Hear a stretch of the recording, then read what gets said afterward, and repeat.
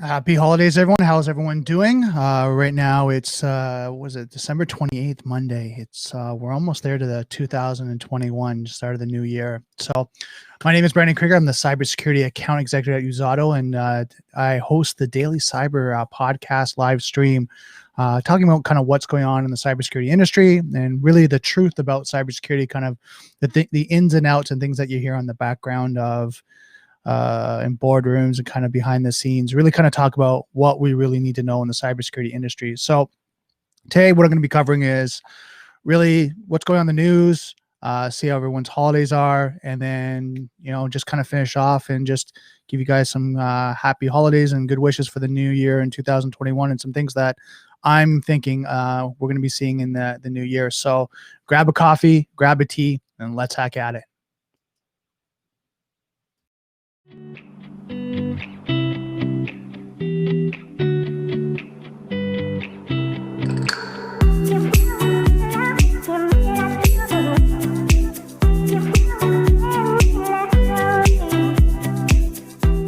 I'd like to thank our sponsor for this episode, Usado. Usado is a Canadian-based cybersecurity company that provides 24/7 cybersecurity support and compliance service that align their customers' tolerance for risk, their clients, suppliers, and government contractual mandates. Usado's teams focus on using insights to drive business decisions. There's no need to leave strategies to chance, when insights can be used to show what changes need to be made and how to make them. Usado offers multiple services to help companies simplify IT, centralize cybersecurity management, and meet compliance standards. Usado can customize their service to work with your existing IT network and programs. For more information, contact Usado at info@uzado.com or visit their website at www.uzado.com. Okay, so perfect. Lots going on. A little housekeeping. I'm monitoring the chat here, depending if you're watching on Restream, YouTube, Facebook. Comment. Let me know how you're doing for the holidays, and also keep me up to date on kind of what you're seeing in the cybersecurity field and industry. I also get a lot of questions frequently about breaking into the industry and what to do. So if you have any questions, let me know. Comment in the stream, and then I'll answer as best as I can, or at least give you direction on where to go and see some more information, because it's a great industry to be in, especially when it comes to cybersecurity. It's ever growing. I mean, we always talk about there's a shortage of talented cybersecurity professionals. The one thing that you need to know, this is an ongoing field of ongoing education. So once you're in it, you never stop, right? You never stop learning and developing.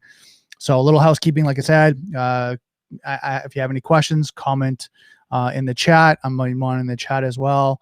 You can view this on YouTube, Restream, Facebook. Right now, I'm looking hopefully to get, in the next new year, hopefully LinkedIn comes through and we can get LinkedIn live, and then we can kind of really get out there. So that's a little housekeeping. How's everyone's holidays going? I'd love to hear kind of how you're doing, especially people that have been locked down. I know it's been hard for a lot of families that have been going through these types of challenges. Things I've been hearing, which is kind of sad, is people getting laid off, out of work, transitioning to different, ways of making money, be it online or even, driving, anything like that, just to kind of make sure the ends meet. And then, people worried and concerned about what's going on with COVID, and being socially distanced, protecting their family and health and safety, and looking at the vaccine. So there's a lot going on in that area. So we talk about that, especially when it comes to business, because there's a lot of things that we have to look at. Cybersecurity, one of the things that when you're learning the CISSP, which I'm studying right now, is you look at the first thing in any security program is, looking after life, right? Looking after people, looking after them first. Doesn't matter about your systems, your processes, your data, or anything along that line. The first thing in your security program always is have to look after the people, make sure they're safe. And then it goes down from that criteria.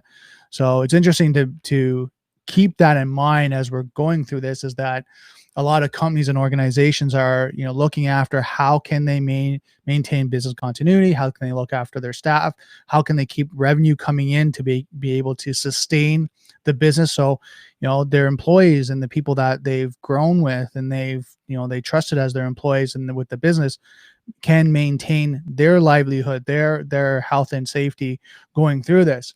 And that's why you saw, like in March in 2020, actually end of February, end of February, start of March, where companies had to make that transition quickly. There was a lot of process meetings, decisions that were behind that, because they weren't just thinking, okay, let's flip a switch and then we go from on-prem solutions to, off-prem and in cloud solutions. It was all these different factors of people, processes, systems, everything was in consideration. So through the conversations that I've been having over the last, what was it? I guess 9 months was those, like, okay, Brandon, we're looking at transition, we're looking at security, but we're also doing these other things, they list, right? We're making sure we're not, laying off staff. If we are, it's strategic, and it's because we are forced to, it's not because we want to, right? We will need to be strategic to maintain the business. And hopefully after this is done, that we can bring them back in, because, we value our employees. We value, the people, the contractors, employees that we work with. So really kind of getting that mindset of what was going on, in business and what people were thinking. Again, if no matter where you are watching this, like I said, Facebook, YouTube, restream, or sorry, Twitch, comment below. Let me know what you're seeing. That's kind of what I've been seeing in the industry over the last, like I said, 9 to 10 months. And I know we're coming to the end of the year, and we're starting, was in a couple of days, we'll be in 2021, and now it's a whole new year, and we're hoping that things will change and things will transition. Now, being in cybersecurity, one of the things we look at is we look at risk, right? We always have that mindset of, oh my God, the house is going to burn down. What do we have to look at? We have to look at the studs. We have to look at, the drywall. We have to look at the electrical. We have to look at all that. So now when you look at, 2021 for us in cybersecurity, and especially my mindset is, okay, what is really our concern for 2021? What's the risks going on? So we look at small business, small organizations, small companies, entrepreneurs. It's so sad to see that they're taking a massive hit right now, right? Because they've been in and out of, being able to, they had to close first, then able to open up with restrictions and all different protocols, cleaning protocols, even maintaining a certain social distancing, or a number of clients in their stores, then to be closed down again. So it's really hard to watch them go through this time and time again, and seeing how they're going to sustain their business. And this goes on into 2021. A lot of companies that we've heard in the first quarter and second quarter of 2020 actually shut down for good. Right? There was a good chunk of them. And then the ones that could sustain tried to sustain with loans and assistance from the government. But even that, and let's be honest here, some of the assistance from the government is only going to last so long, and some of these have to be paid back, right? And these companies are looking at that now, that maybe not making enough revenue, maybe not, getting the you look at profits. I'm just kind of thinking out loud. They're not getting the profits that they need to sustain the business as it is. So they're going into this debt. And then what happens when they're done? What happens when they're finished all that? Can they make enough money to sustain their business and grow, but also pay the debt they just taken on? So a lot of concerns, a lot of risks that we're looking at. And you're probably going, okay, Brandon, how does this relate to cybersecurity? Well, when you look at security, look at all aspects can compromise the company, right? And one of them is business continuity, right? Maintaining the business. And when you go into these solutions of trying to stay alive and to survive, right? There's points where, how long can you do it? How long can you, and I'll give this analogy as we've all seen with cartoons, where they put a piece of gum over, a hole that's leaking, right? And how long is that, gum going to hold until it bursts? Well, no different from these companies that are taking on loans and doing that. How long are they going to be able to last? So it's really hard to hear, organizations having to go through that. So what's the fix? You're probably asking, okay, Brandon, what's your recommendation? I don't know. I don't know what the recommendation is. I know I shop locally, as best as I can to help, support the local business and everyone that's in there. Hey, Jay, again, how you doing? How you doing through the pandemic? Let me know. I'd love to hear kind of what you're dealing with. But like I said, shop locally, support your local stores, your local shops as best you can. I do that as much as I can, especially like when I'm looking at my groceries, supplies, anything I'm doing. I shop locally right now. just to kind of help and support the economy, help and support them, because I know it's extremely hard. So things like that. I mean, we got to support each other as best as possible. Next thing I'd recommend is, just reaching out, having conversations. I think that's the biggest thing right now, is just reach out and just see how people are doing, and authentically, right? I'm a sales guy, and one of the things that, people are always scared of is that we're reaching out to sell people something. And if you watch my podcast, you do that. My personality, my temperament is, I care. I'm reaching out to provide value, to help people, to do whatever I can. And if a sale comes from that, great. If it doesn't, it's not my main priority. It's first priority is, how are you doing? Is there anything I can help you with? Is there anything I can recommend, advise you? Is there any advice I can give you? Is there anything that I can share with you that's going to help you at this time? And then as I go through, if they're like, hey, Brendan, I'm looking at X, is there something that your company helps with and we do have the budget for it? Then I'll go down that conversation, but not until, that is, revealed by the person I'm talking to. And they're telling me. Other than that, I'm there to, what can I do to help? So I think that's important for all of us to kind of get in that mindset right now. And I know companies right now are looking at, Q4, Q1 of next year is like, okay, how can we make more revenue, more profits? But I think right now the mindset has to be right now, as we're going through this pandemic, is how can we help? How can we support? So I think that's really important right now, to see us do that as a society, as our community, is to help each other and then provide that support. I've been fortunate with the company I work with. I've been able to take on a more consultative role when I'm talking to people, where I've worked with other organizations. It's sell, right? It's, hit your quota, hit your bottom line. Like, if you're not talking about, some sort of a deal or opportunity, let it go and move on. Where I've been fortunate with the organization that I work with right now, Use Auto. We've been talking to people to provide guidance, to provide value, to help them out. And, that's why I really appreciate the organization, the leadership, and how they work, because they get it. They get the we're all in this together, versus it's the I mentality. And I've talked about this in previous podcasts, where people think about me.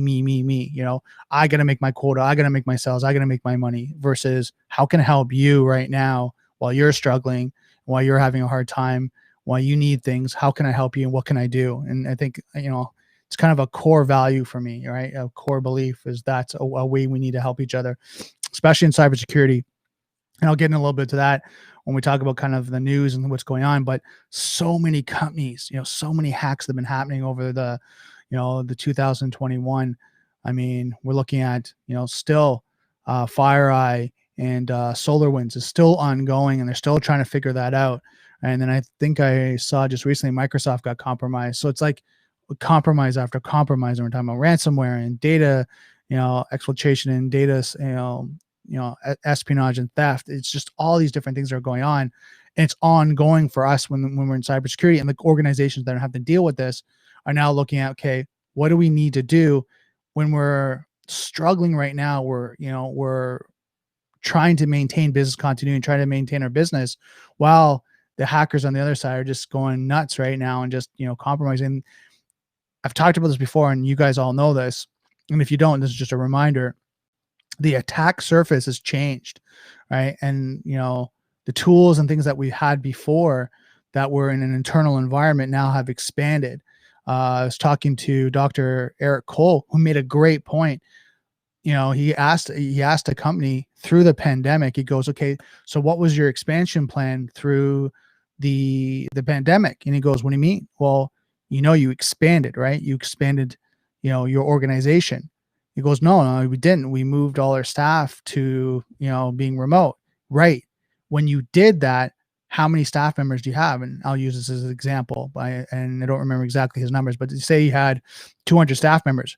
Well, now you have 200 separate locations that need to be managed and maintained.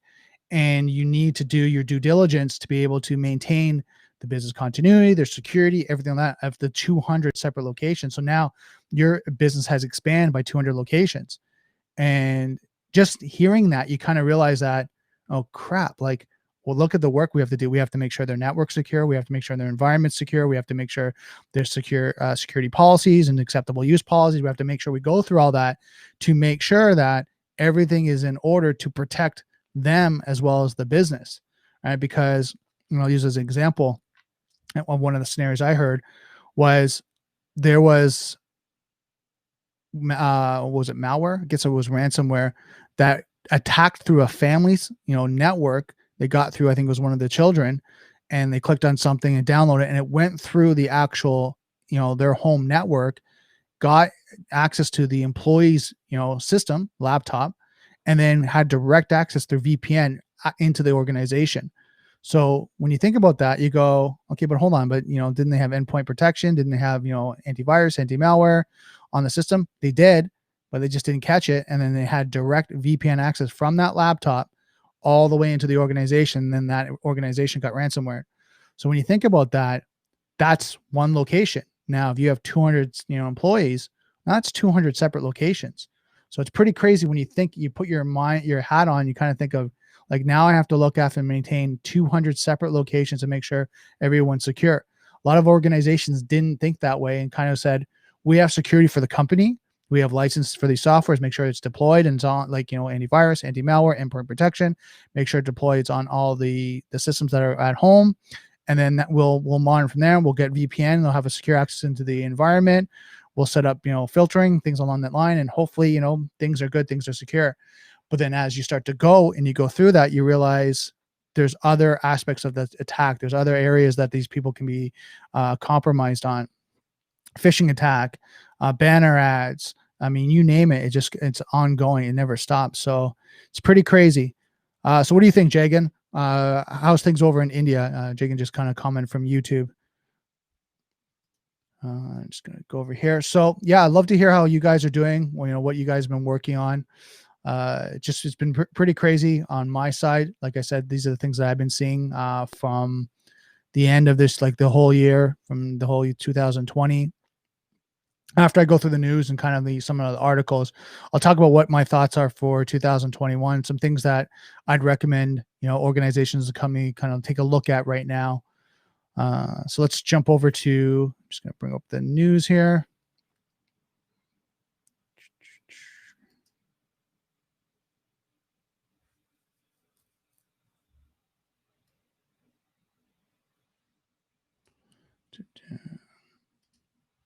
Got some articles here for you guys to share. So I was kind of going through the news. I have Feedly that I have different feeds and things like that I bring up. So let me just bring this up here.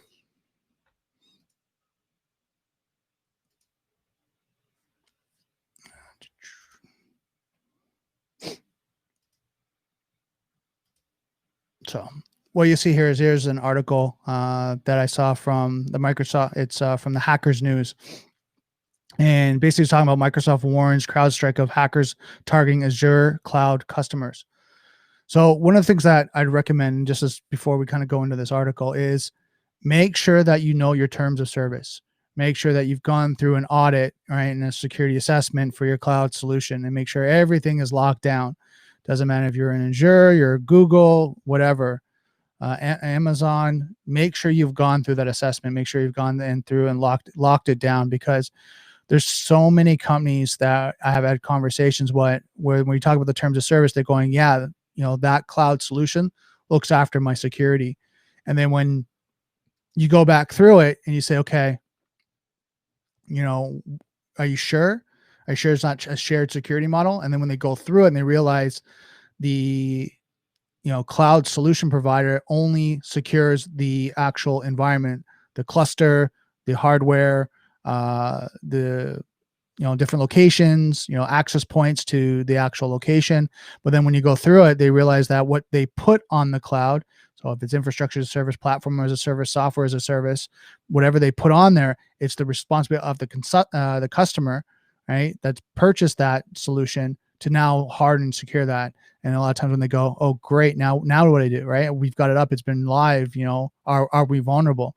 So now they need a security company to come in and reevaluate, or at least their team to do it. So things to think about as you're looking at security. So going through this article, new evidence admits that The ongoing probe into the espionage campaign targeting SolarWinds has uncovered an unsuccessful attempt to compromise cybersecurity firm CrowdStrike and access the company's email.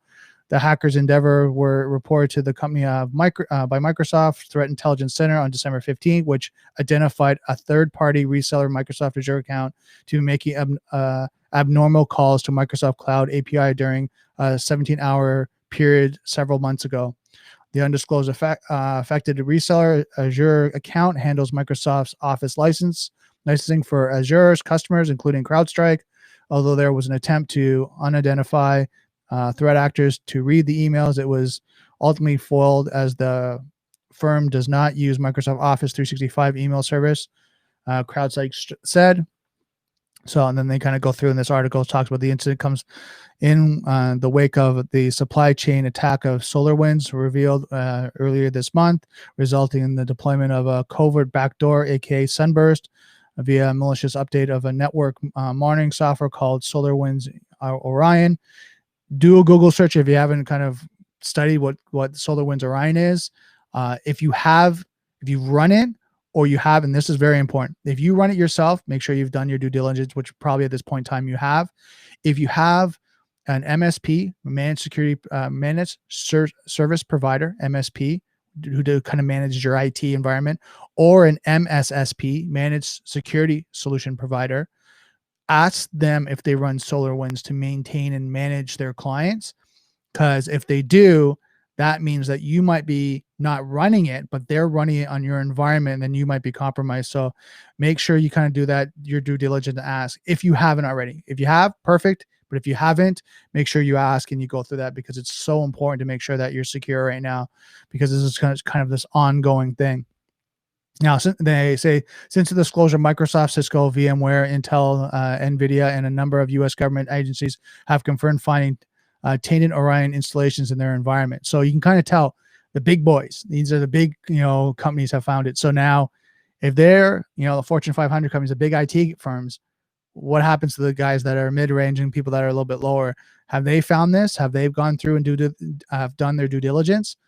This is important. This is why it's so important to do this, because it has a downstream liability is the term that this references, is that if these companies are managing other companies, they're responsible for managing and securing these organizations. Now, if it flows downwards, you have to be understanding, okay, who do I go and report to upwards, right? Like I said, if you're, and I'm just going to throw some other companies, of IBM, Cisco, VMware, Intel, some big MSSP that you're working with, or MSP that you're working with, is to manage your system, and they are using SolarWinds to do that, all their clients could be, I'm not saying they are, but they could be affected from this. So make sure you do your due diligence and start asking these hard questions, right? So it's so important to do that. The development comes a week after the Windows Maker itself, a SolarWinds customer denied hackers had infiltrated his production system to stage further attacks against its users, and found evidence of separate hacking groups abusing Orion software to install a separate backdoor called Supernova. So here's another thing. If you haven't patched for Orion, you haven't been confirmed, other groups, as they're talking about here, are now using that as an access point for them to get in. So this is why it's so important. Again, I'm going to reiterate, it's so important to make sure that you're secure. Now, if you have any questions, comment, send an email to info@usato.com, and just let us know. Like, we'll do our best to help you out and kind of give you the right information, because it's so important right now. If you don't know that you're secure, then you're potentially vulnerable. It's just that, like, we always talk about in the security industry, it's not if, it's when. It's not if you're going to get hacked, it's when. Well, here's one of those scenarios right now that we're running into. It's also a coincidence with the new report from the Washington Post today, with alleges Russian government hackers have breached Microsoft's cloud customers and stolen emails from at least one private sector company by taking advantage of Microsoft's reseller that manages cloud access services. Then they talk about our investigation of recent attacks has found incidents involving abuse of credentials to gain access, which can come in several forms. We have not identified any vulnerabilities or compromise of Microsoft's product or cloud services, Microsoft Senior Director Jeff Jones said in an email response to the Hacker News. So they're still investigating. They haven't found anything, but doesn't mean there's not there. And anyone here that's in security knows that right from the start, that, when these incidents happen, they're still investigating. They're still trying to figure this out. CrowdStrike has also revealed CrowdStrike Reports tool for Azure, CRT, a free tool that aims to help organizations review excessive permissions in their Azure Active Directory or Office 365 environment and help determine configuration weakness. So they have some tools out there. So there's the article. I would grab it. Depending on who you work with, send this out. I'm going to actually have it in the show notes when I post this on Thursday. Grab that, send it out to your colleagues, let them know, let them be aware of what's going on, just because there's so much happening and so much to be aware of. Let me know if you have any questions about this. Comment on, like I said, on Restream, on YouTube, on Facebook. Watching the chat here to just connect with you guys and answer any questions. So I'm going to go and jump over to the next article here. Give me a second here. Let me bring this up.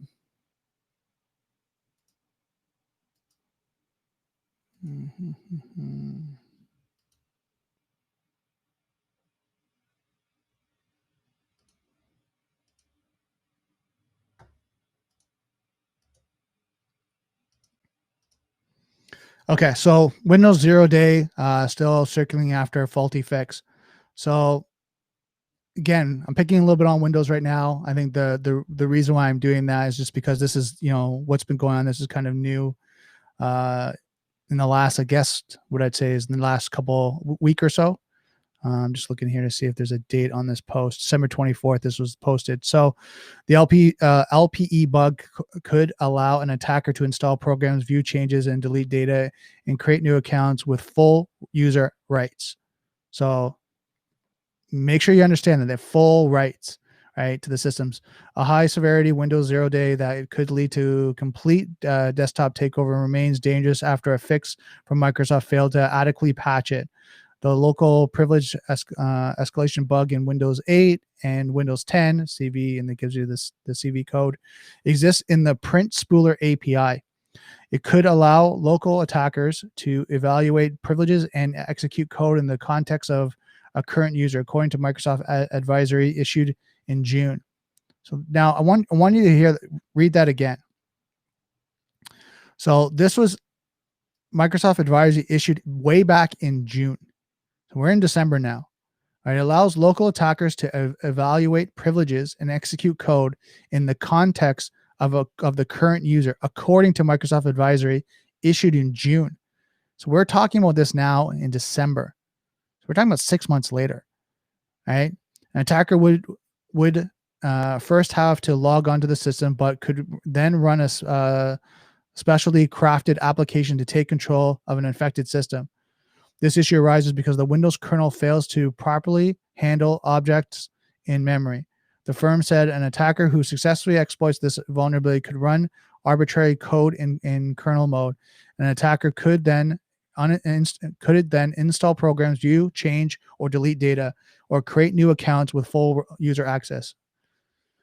So, okay, so what are we talking here? What do we need to do, right? And this is something that is so important, is you need to monitor what's going on with your system. First, patch management, looking at different ways to patch and make sure that you're patching your systems properly.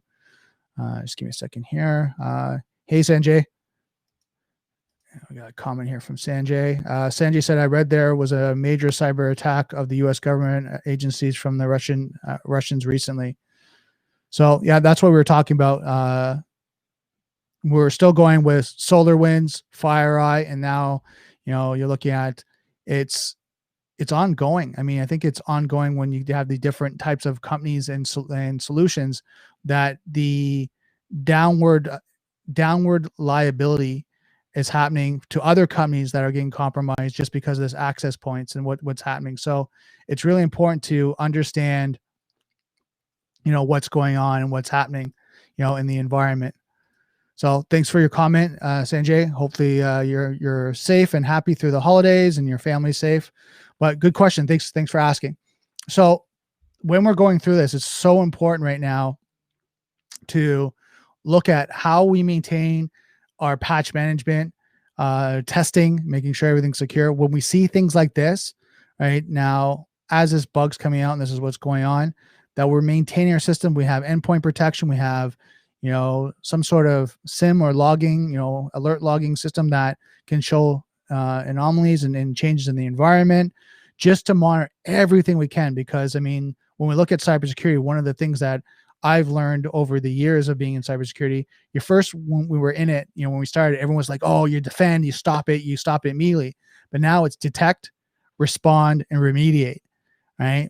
And when you're looking at that, that's what the only thing we can do in cybersecurity. And I was talking to a colleague a week or two ago, and I said, the one challenge that we have is hackers are having this fight with two hands, right? And, cybersecurity experts and companies are really working with one hand tied behind their back, is because we have to look at change management. We have to look at approval. We have to make sure we're doing testing things properly.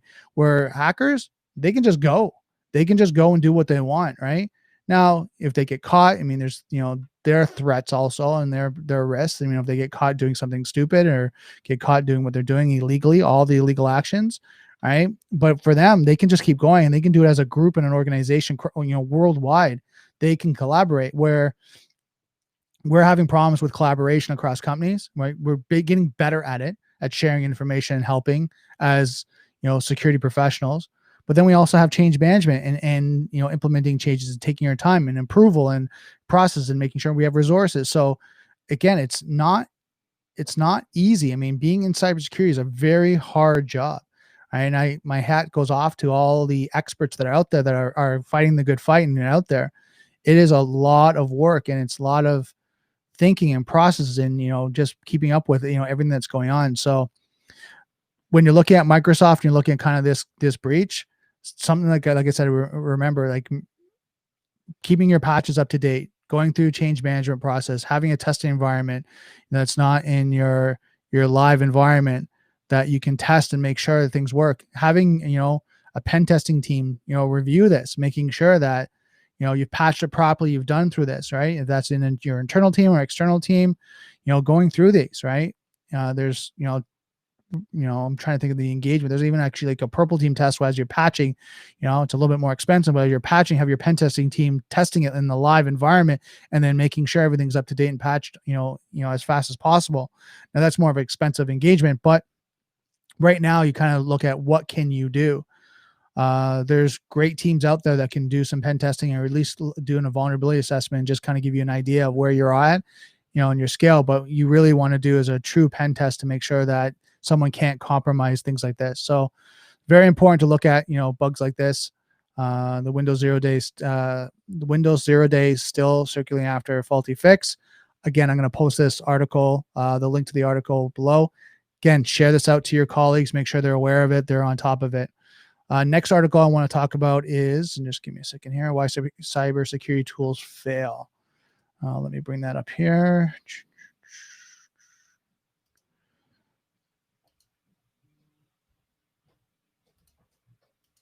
So let me bring that up here. So this was actually a good one to look at, especially, a lot of the cybersecurity experts and people getting in the field. You kind of looking at, how are we looking at, these cybersecurity tools? And this article is talking about the AI, artificial intelligence, AI type tools that are out there that are coming out. And let me tell you, first and foremost, machine learning, AI technology, it's an awesome kind of looking at, how the evolution of where we're going. But again, we still need, in my opinion, human engagement. We need interaction. We need people to make sure everything's maintained and running properly. So it says artificial intelligence will likely help with cybersecurity, though figuring it out how to handle ambiguous situation is critical, right? And in this situation, you're looking at human intervention. Right? And the article talks about there's a great deal of excitement about artificial intelligence and how in the not too distant future, AI could have cognitive capabilities, allowing it to mimic how humans learn and make decisions. Now, if you want to watch a show that warns you against this, watch the show Next. I've been watching that, and it's kind of funny that they're talking about this actual thing, how AIs get intelligent, start thinking, and start to kind of take over the environments that they're in, and they start to propagate. So you kind of like at these two sides of the coin here. There's one that it's really good for bridging the gap, technology, solution, evolution. But then you also look at, Skynet and things like that. They're going to take over the world. Are we going to serve these machines? So where are we at that? We'll see. But you can just see that we're progressing. So it's interesting. All right. So you look at future distance, AI could have cognitive capabilities, allowing it to mimic human and make decisions. The ability is especially important in the realm of cybersecurity, where cyber attacks seldom present the same indicators twice. So what does that mean? All right. Basically, what it's saying is that these cybersecurity professionals on the other side, right? And I'll call them professionals because they're experts in their field and they do what they're really experts at hacking, will modify their code or modify their attack vector. They'll do that because they know if they do it this way again, they're going to get caught. So they modify and they change it and they change it and they keep changing and keep being very dynamic. So it's so important for us to learn how to be dynamic. And when we're looking at AI technology, it's learning as it goes too, right? So it's this balance that we're getting through here. It's this balance of, these guys are really kind of learning, how to protect themselves and how to really look at different ways of integrate solutions that are going to be safe and be secure. So I think it's really important for us to really think about how we're going to use AI technology and how we have to manage it, right? As experts in the field, and how we have to work with it. So talks about ambiguity is a challenge. Ambiguity is a challenge of cybersecurity tools. Cybersecurity is very good at identifying activities that are black and white, or white, either obvious, bad, or dangerous, or clearly good and safe, right? Margaret Cunningham, PhD, psychologist and principal research scientist at Force Point Innovation Lab. In her research paper, exploring the gray space of cybersecurity with insights from cognitive science, but traditionally cybersecurity tools struggle with the ambiguity in our algorithm are not always able to analyze all salient variables, make a confident decision whether to allow or block risky actions. So again, what they're basically saying is the system doesn't know if it's black or white, right? So it's trying to figure out, where does it sit? Is it really bad? Is it not? And then it's trying to figure out, is it false positive, false negative? Is it real? Is it not? So it's trying to figure out where it sits. So this is where you have to have, right now, currently, you have to have a human element to be able to say yes, no, right? And be able to define it, right? And this is where you get, and a lot of the AI technology, they use modules that they're always modifying and updating these modules to be able to be smart, to be able to do that, to modify it, to make sure they're able to, defend against the next level of attack, right? And keep doing it. So it's just kind of balancing it. So they talk about cyber criminals morph their tools quickly. A great article, and then survival skills can help.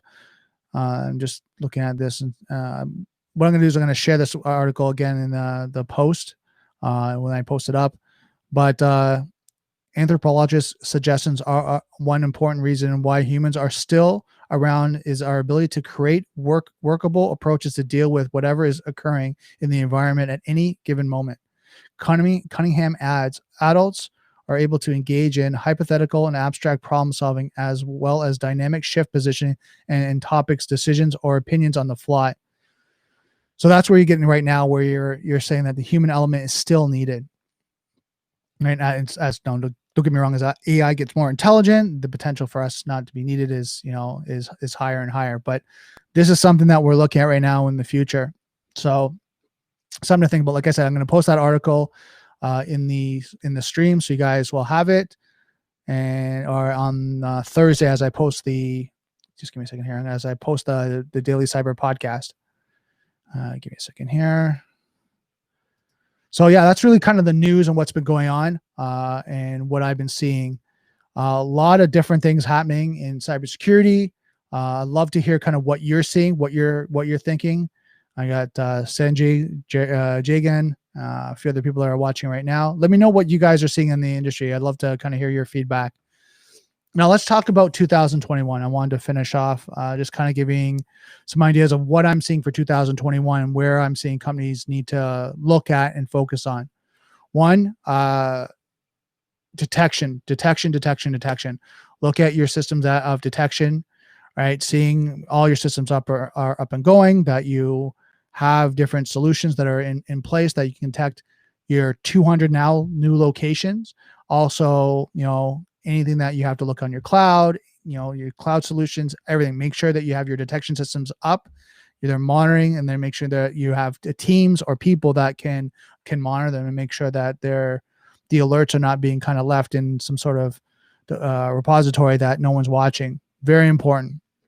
Then, of course, you're looking at your response, right? And then also you're looking at your remediation. So make sure you have a response team in place and make sure you're able to remediate.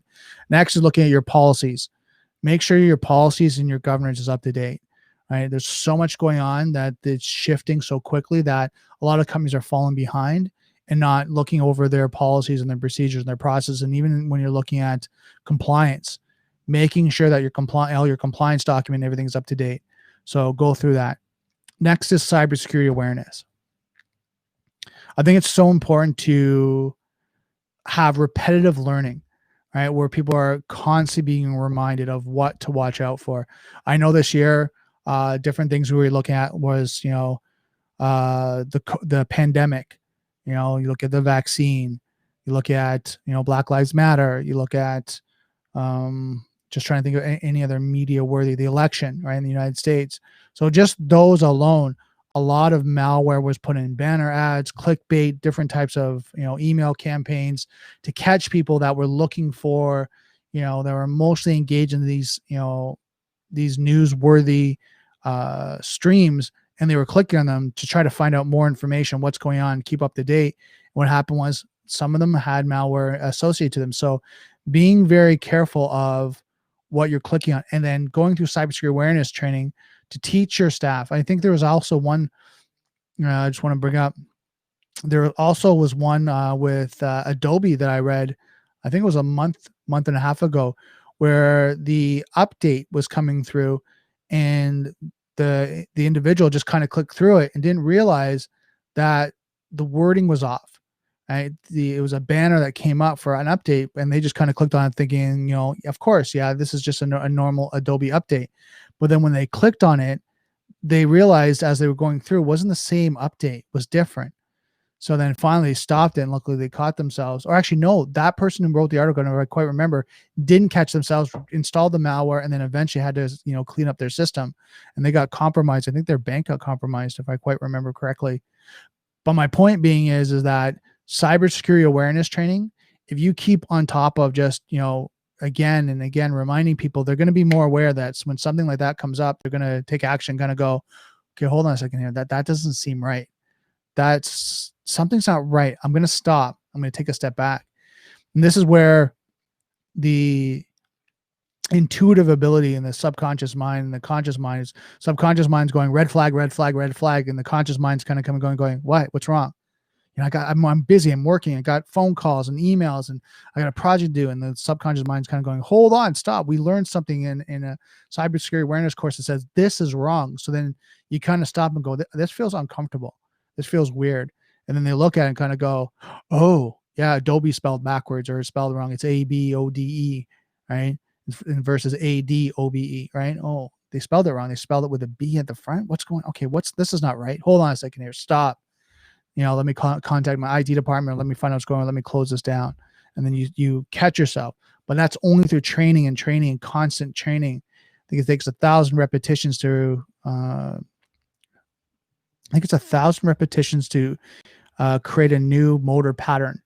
So you think about that. If it's 1,000 reminders that you have to do to train someone to not click on that when they see it, you just imagine you have to keep doing it. So cybersecurity awareness training is so important, right? To make sure that your team, your colleagues, and I remember doing dark web scans, and I hate to throw executives under the bus, right? But a lot of the scans that we were doing and finding, a lot of them were from, executives getting compromised, and not intentionally. They weren't doing it intentionally. It was just, they were using their corporate email address for different sites, which, I highly recommend, and this is through cybersecurity awareness training, that you use a Gmail account for external websites, and your business account, like if you're signing up for Eventbrite or anything along that line, use your Gmail account, right? Use kind of this, default account. So if it gets compromised, it's really not connected to your company organization. And yeah, it sucks, but you're fine, right? It doesn't compromise anything else, and doesn't, potentially, hopefully, knock on wood, you're using it on a secure, laptop, and then it's not connected to your environment, and then you're doing all that. But, again, with a Gmail account or anything like that, you can still get compromised if you're checking on your work network or anything like that, and you can still install the malware.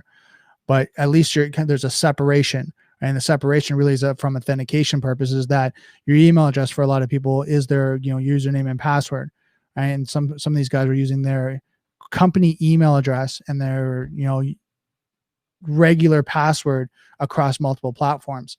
So not doing that, having a generic password, secure one, but a generic one from external, and then one from, work, and making sure. I think now I recommend people having like a 25 character password. Right? And the reason why that is because if you do, is my password secure, you go to that website and you punch in your password, you can see how long it takes someone to brute force your password. Right. And then I wouldn't copy and paste. And here's just a thing: when you go to that site, I wouldn't copy and paste your actual password, but something similar to it, right? And just see if something's similar to that, how long does it take to someone, like a system, to break it?